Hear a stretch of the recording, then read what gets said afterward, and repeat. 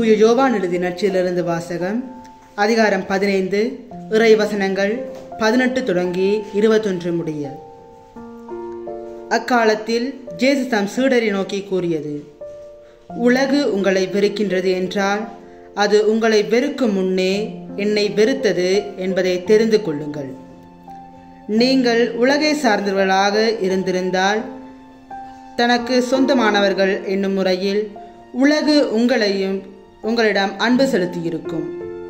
நான் உங்களை உலகிலிருந்து தேர்ந்தெடுத்து விட்டேன். நீங்கள் உலகை சார்ந்தவர்கள் அல்ல. எனவே உலகு உங்களை வெறுக்கின்றது. பணியாளர் தலைவரை விட பெரியவர் அல்ல என்று நான் உங்களுக்கு கூறியதை நினைவில் வைத்துக் கொள்ளுங்கள். என்னை அவர்கள் துன்புறுத்தினார்கள் என்றால் உங்களையும் துன்புறுத்துவார்கள். என் வார்த்தையை கடைபிடித்திருந்தால் தானே உங்கள் வார்த்தைகளையும் கடைபிடிப்பார்கள். என் பெயரின் பொருட்டு உங்களை இப்படியெல்லாம் நடத்துவார்கள். ஏனெனில் என்னை அனுப்பியவரை அவர்கள் அறிந்து கொள்ளவில்லை. இது வாழ்வு தரும் இயேசு கிறிஸ்துவின் நற்செய்தி. கிறிஸ்துவே உமக்கு புகழ்.